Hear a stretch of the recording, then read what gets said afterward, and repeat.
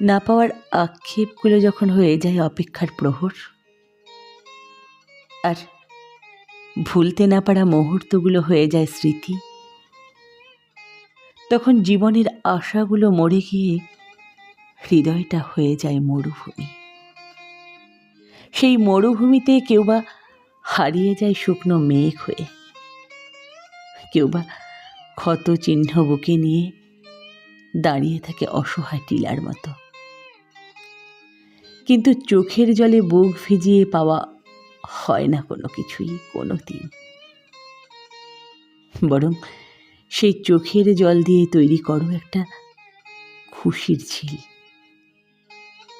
যেখানে হতাশার মাটি থেকে জন্ম নেবে ভবিষ্যতে হাজার খুশি ছড়িয়ে দেওয়ার প্রতিশ্রুতি নিয়ে আসা ছোট্ট চারা গাছ।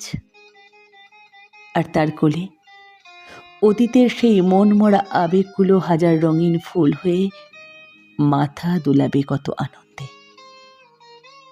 বুকে জমাট বাঁধা কান্নারা তখন সুখের শিশির হয়ে ঝরে পড়বে মরুর বালিতে।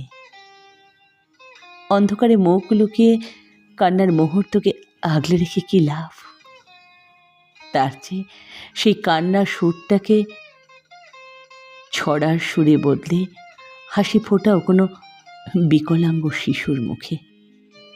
চুলোয় যাক না পাওয়া ভালোবাসা, সুখ খুঁজে নাও কোনো অন্ধ বালককে হাত ধরে রাস্তা পার করে, কিংবা গাছের তলায় কোনো বৃদ্ধ ভিখারির সাথে গল্প করে তার অতীতকে ভুলিয়ে দিয়ে। এটাই বা কম পাওয়া কিসে?